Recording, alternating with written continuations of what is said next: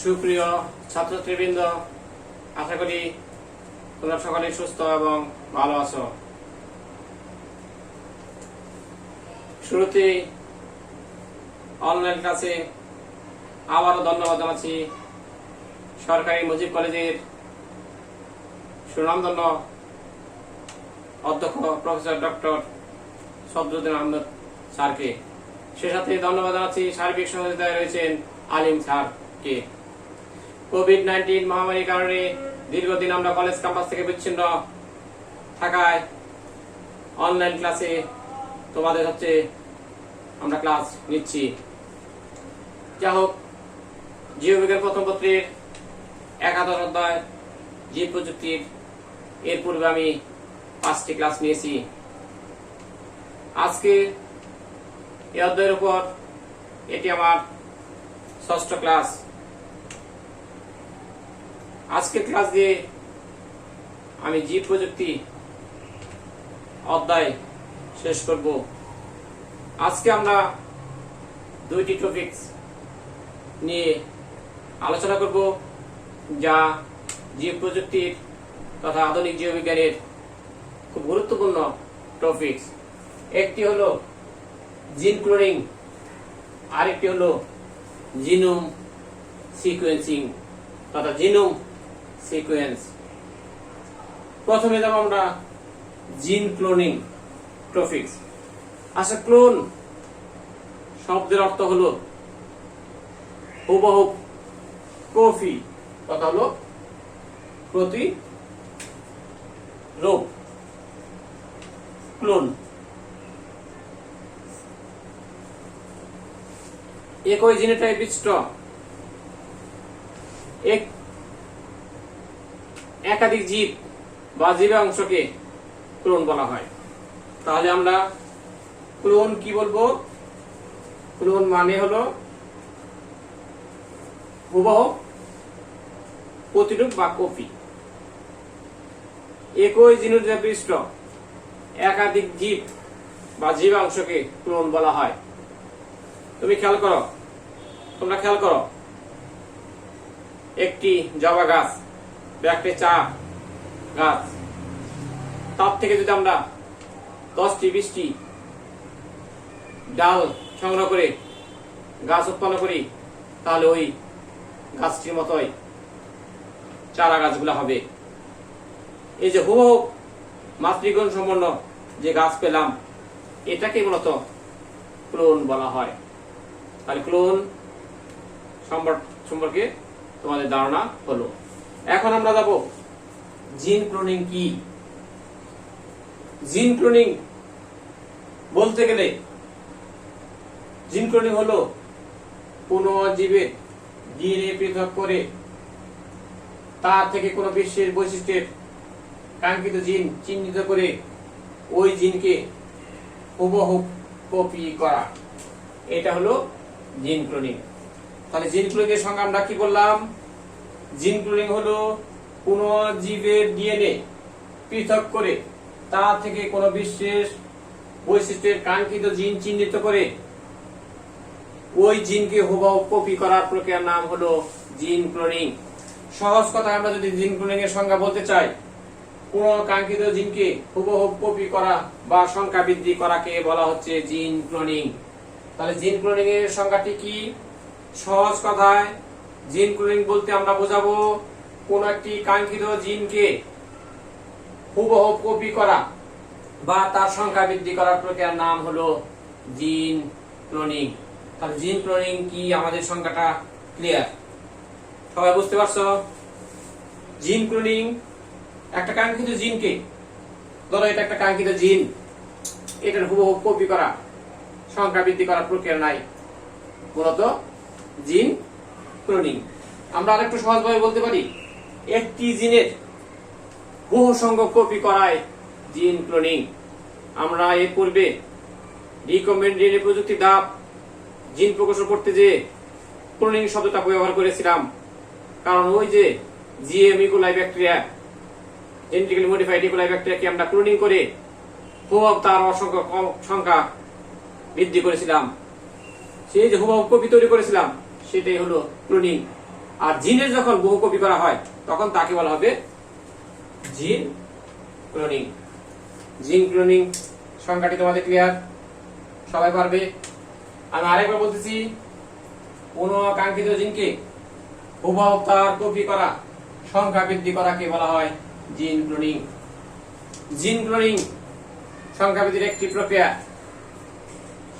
যেটা সহজ এবং সরলতম প্রক্রিয়া, যে প্রক্রিয়া অসংখ্য জিন তৈরি করা যায় অল্প সময়ে, তার নাম হলো পিসিআর। আমেরিকান বিজ্ঞানী 1984 সালে এই পিসিআর পদ্ধতিটি আবিষ্কার করেন, যার পুরো নাম হলো পলিমারেজ চেইন রিঅ্যাকশন।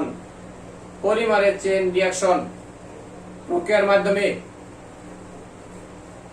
অসংখ্য জিন ক্লোনিং করা যায় অল্প সময়ে। কোন বিজ্ঞানী? ক্যারি মিউলিস নামক বিজ্ঞানী, আমেরিকান বিজ্ঞানী 1984 সালে এই পিসিআর পদ্ধতি আবিষ্কার করেন। পিসিআর পদ্ধতির মাধ্যমে অসংখ্য জিন ক্লোনিং করা যায় অল্প সময়ে। এই প্রক্রিয়ায় প্রথমে দ্বিসূত্রক ডিএনএ কে 90 ডিগ্রি সেন্টিগ্রেড তাপমাত্রায় সিঙ্গেল সূত্রকে পরিণত করতে হয় এক সূত্রক। এই এক সূত্রক ডিএনএ পরবর্তীতে একটি 5 প্রাইম প্রান্ত থেকে একটি প্রাইমার সংযুক্ত করতে হয়। এই প্রাইমারে 12 থেকে 20টি বেস বিদ্যমান থাকে। এরপরে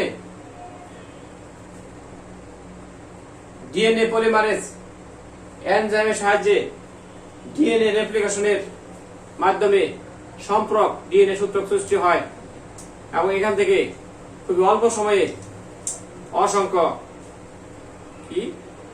জিন তথা ডিএনএ তৈরি হয়। এই যে ডিএনএ সৃষ্টি হলো, এটাই হলো পিসিআর পদ্ধতি, polymerase chain reaction. Polymerase chain রিঅ্যাকশনের মাধ্যমে এই সূত্রের তৈরি হার প্রতি মিনিটে কত? 1000। তবে মিউটেশনের পদ্ধতি প্রয়োগ করে এর পরিমাণ আরো বাড়ানো হয়েছে, যা প্রতি সেকেন্ডে কত? 1000 ডিএনএ কপি হতে পারে, সৃষ্টি হতে পারে। তাহলে পিসিআর পদ্ধতি সম্পর্কে ধারণা হলো। এরপরে আমরা এই অধ্যায়ের আরেকটি গুরুত্বপূর্ণ টপিকস জিনোম সিকোয়েন্সিং নিয়ে আলোচনা করব। জিনোম সিকোয়েন্সিং পড়ার পূর্বে আমরা যাব আসলে জিনোম কি বা কাকে বলে। জিনোম সিকোয়েন্সিং জীববিজ্ঞানের একটি আধুনিক জীববিজ্ঞানের একটি গুরুত্বপূর্ণ টপিকস। জিনোম সিকোয়েন্সিং এর পূর্বে জিনোম কি আমাদের জানা থাকা দরকার। জিনোমের সংখ্যাটি বোর্ডে লেখা আছে, একটু খেয়াল করো। কোন একটি প্রজাতির একটি নিউক্লিয়াসের সাধারণত ক্রোমোজোমের একটি সেটকে বলা হয় জিনোম। কোন একটি প্রজাতির একটি নিউক্লিয়াসে সাধারণত ক্রোমোজোমের একটি সেটকে বলা হচ্ছে জিনোম। একটি প্রজাতি তার একটি নিউক্লিয়াসে যে ক্রোমোজোম আছে সেই ক্রোমোজোমের সেটকে বলা হয় জিনোম। তাহলে জিনোম কি সংখ্যাটি তোমাদের ক্লিয়ার? আমি আরেকটু বলতেছি, জীব দুই ধরনের হয় পৃথিবীতে, হ্যাপ্লয়েড এবং ডিপ্লয়েড। এজন্য জিনোম দুই ধরনের হতে পারে, haploid genome, diploid genome. Haploid নিউক্লিয়াসে একটি জিনোম থাকে হ্যাপ্লয়েড জীবে, আর ডিপ্লয়েড জীবে ডিপ্লয়েড নিউক্লিয়াসে দুইটি জিনোম থাকে। যে মানুষ, আমাদের দেহকোষে ক্রোমোজোম কয়টা? 23 জোড়া, আমরা ডিপ্লয়েড। তাহলে 23 জোড়া, প্রতিটি জিনোমে তোমার থাকে 23টি ক্রোমোজোম। তাহলে প্রতি জোড়ায় একটি করে 23টি ক্রোমোজোম মিলিত হয়ে আমাদের একটি জিনোম হয়, যার কারণে আমাদের দেহে কোষে জিনোম সংখ্যা দাঁড়াবে তোমার ডিপ্লয়েড তথা হলো এক জোড়া তথা 2টি। যেহেতু 23 জোড়া ক্রোমোজোম, প্রতি 23টি মিলে একটি জিনোম, তাহলে 23 জোড়া ক্রোমোজোম মিলে জিনোম হবে 2টি। অতএব মানুষের দেহকোষে যেহেতু মানুষ ডিপ্লয়েড, তাদের জিনোম হলো ডিপ্লয়েড তথা হলো এক জোড়া, তার মানে 2টি। তাহলে জিনোম সংখ্যাটি তোমাদের ক্লিয়ার। আরো সহজ করে জিনোমের সংখ্যা যদি আমরা দিতে চাই, তাহলে এটা আমরা বলতে পারি একটি জীবকোষে অবস্থিত জিন সমষ্টিকে বলা হয় কি জিনোম।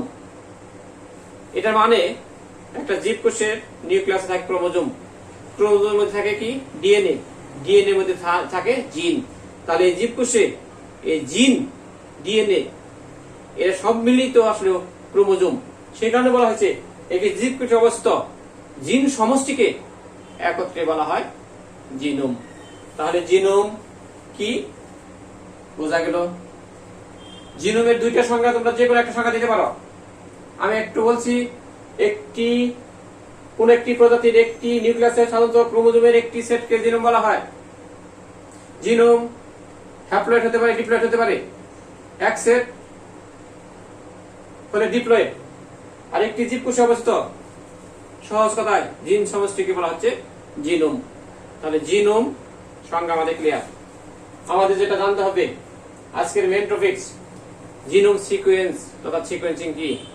তোমরা ডিএনএ সম্পর্কে জানো, ডিএনএ হলো দ্বিসূত্রক ঘোরানো শ্রেণীর গঠন। এই ডিএনএ মধ্যে থাকে কি ডিঅক্সিরাইবোজ সুগার, নাইট্রোজেন বেস এবং ফসফেট।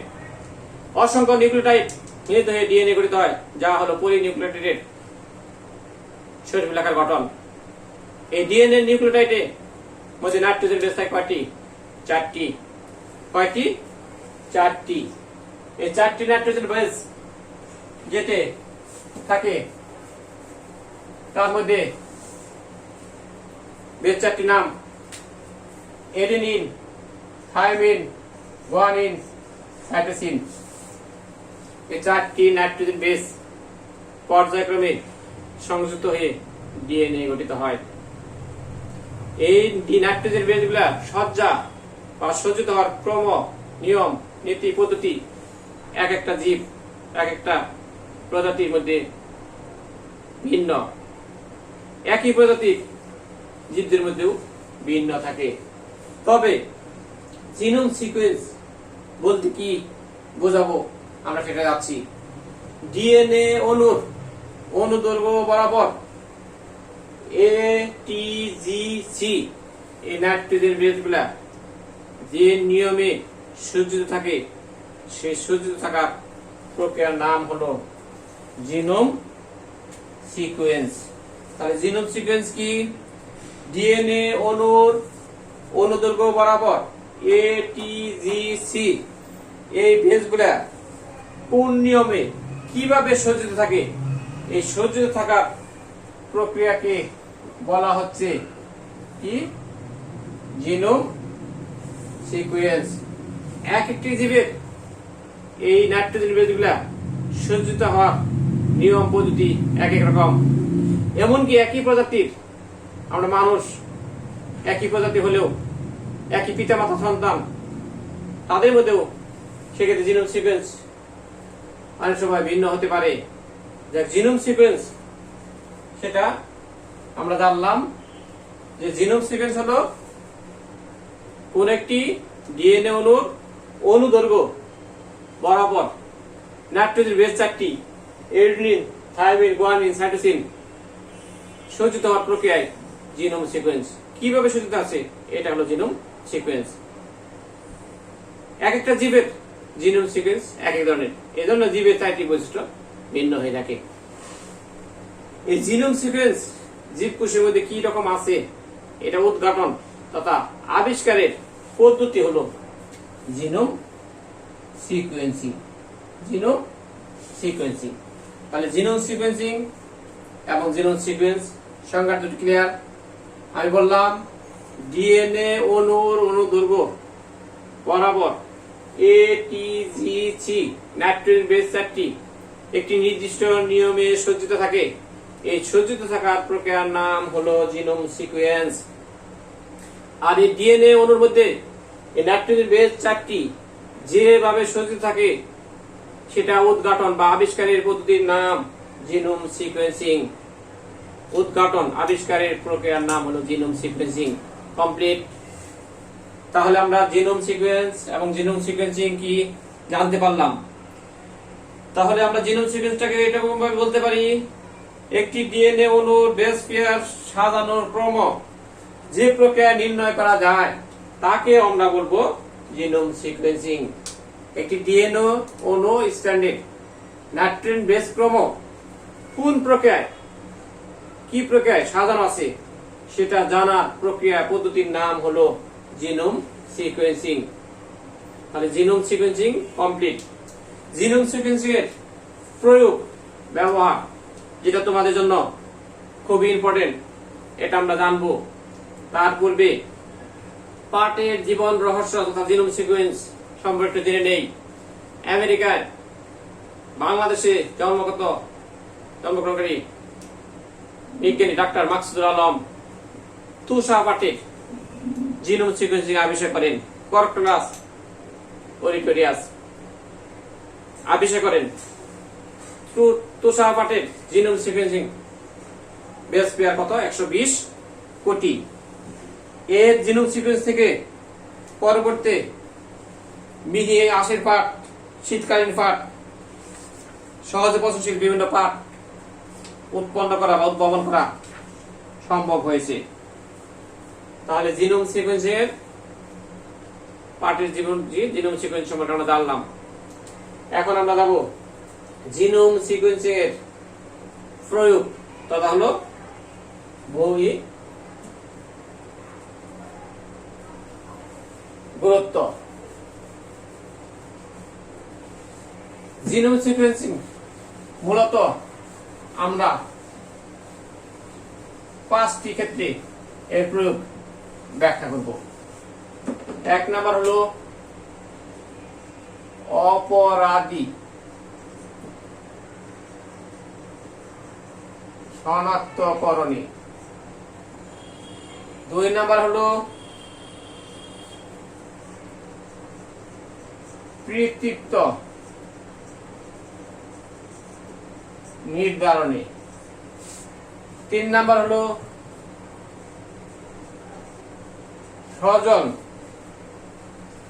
নির্ধারণে। 4 নাম্বার হলো শ্রেণীবিন্যাস স্তর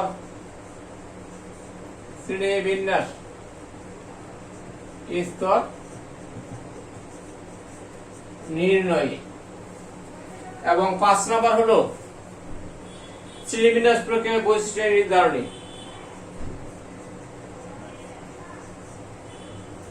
শ্রেণীবিন্যাস প্রক্রিয়া বৈশিষ্ট্য মিল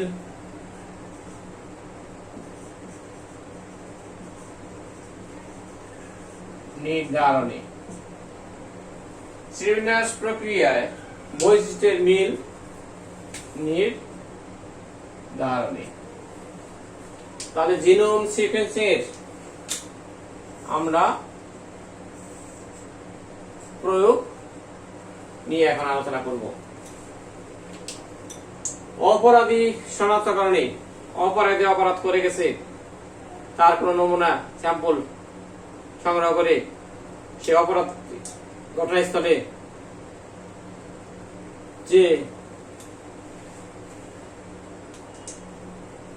জিনোম সিকোয়েন্সিং করে অপরাধীকে আইডেন্টিফাই করা যায়। তার মানে এটা কথা হলো কেউ কোনো অপরাধ করছে সে অপরাধে আমরা আইডেন্টিফাই করতে পারবি জিনোম সিকোয়েন্সিং এর মাধ্যমে। যেমন অপরাধকারী যদি কোনো নমুনা ফেলে যায় তার স্যাম্পল সেটা সংগ্রহ করে ঘটনাস্থলে যে ভিকটিম তার সাথে মিলিয়ে সেটা অপরাধীকে আইডেন্টিফাই করা যাবে। এটা হলো জিনোম সিকোয়েন্সের একটি অন্যতম গুরুত্বপূর্ণ দিক। অপরাধীকে সহজেই আইডেন্টিফাই করা শনাক্তকরণ করা যায় জিনোম সিকোয়েন্সিং এর মাধ্যমে। অপরাধের জিনোম সিকোয়েন্স তার নমুনা সাথে যদি মিল পাওয়া যায় তাহলে বোঝা যাবে সে প্রকৃত অপরাধী। পিতৃত্ব নির্ধারণে পিতা অ্যাক্সিডেন্টে বা দুর্ঘটনা মারা গেছে বা চেনা যাচ্ছে না, সেক্ষেত্রে সন্তানের জিনোম সিকোয়েন্স আর পিতার জিনোম সিকোয়েন্সে মিলিয়ে পিতৃত্ব পিতামাতা নির্ধারণে ভূমিকা রাখা যায়। স্বজন নির্ধারণে দুর্ঘটনা ঘটছে, অ্যাক্সিডেন্টে রাস্তাঘাটে মারা গেছে, চেহারা বোঝা যাচ্ছে না, এখন এক একজন কেউ বলতেছে এটা আমার আত্মীয়, ও বলতেছে আরেকজন আমার আত্মীয়, তাহলে সেক্ষেত্রে তাদের জিনোম সিকোয়েন্স টেস্ট করে আসলেও স্বজন কার সেটা নির্ধারণ করা যায়, সেটাও জিনোম সিকোয়েন্সিং একটি ভূমিকা। শ্রেণীবিন্যাস স্তর নির্ণয়ের ক্ষেত্রে জিনোম সিকোয়েন্সের ভূমিকা আছে। শ্রেণীবিন্যাস পৃথিবীতে বিভিন্ন জীব আছে, একটা জীব প্রজাতি আরেকটা থেকে ভিন্ন, যেমন আর্কিব্যাকটেরিয়া, তারপরে ব্যাকটেরিয়া, এদের জিনোম সিকোয়েন্সিং এর মাধ্যমে এই পৃথিবীতে জীবদেরকে বিভিন্ন স্তরে বিন্যস্ত করা সম্ভব হয়েছে। 5 নম্বর শ্রেণীবিন্যাস প্রক্রিয়া বৈশিষ্ট্যের মিল নির্ধারণে শ্রেণীবিন্যাস প্রক্রিয়ার মাধ্যমে বৈশিষ্ট্যের মিল নির্ণয়ের ক্ষেত্রেও জিনোম সিকোয়েন্সের ভূমিকা রয়েছে। যেমন আর্কিব্যাকটেরিয়ার মধ্যে বিদ্যমান আরএনএ আর ব্যাকটেরিয়ার মধ্যে বিদ্যমান যে আরএনএ তার মধ্যে অনেকটি মিল থাকে, তাহলে আর্কিব্যাকটেরিয়া এবং ব্যাকটেরিয়া কাছাকাছি নিকট সাদৃশ্যপূর্ণ, সেজন্য বৈশিষ্ট্যের মিল নির্ধারণের ক্ষেত্রেও জিনোম সিকোয়েন্সিং এর ভূমিকা রয়েছে। তাহলে জিনোম সিকোয়েন্সিং এর 5টি পয়েন্ট আমরা আলোচনা করলাম। 1 নম্বর হলো অপরাধী শনাক্তকরণ, অপরাধী আইডেন্টিফাই করা যায়, পিতৃত্ব নির্ধারণ করা যায়, স্বজন নির্ধারণ, শ্রেণীবিন্যাস স্তর নির্ণয়ে শ্রেণীবিন্যাস প্রক্রিয়ায় বৈশিষ্ট্যের মিল নির্ধারণের ক্ষেত্রে জিনোম সিকোয়েন্সের ভূমিকা অপরিসীম। তাহলে জিনোম সিকোয়েন্সের ভূমিকা আমাদের শেষ হলো। আমি পূর্বে বলেছিলাম আজকে ক্লাসটা তোমাদের এই অধ্যায়ের লাস্ট ক্লাস। আমরা এই অধ্যায়ের উপর 6টি ক্লাস নিলাম। পুরা অধ্যায়টি সম্পর্কে আমি একটু তোমাদের বলতেছি, যেগুলো তোমাদের সবচেয়ে বেশি ইম্পর্টেন্ট।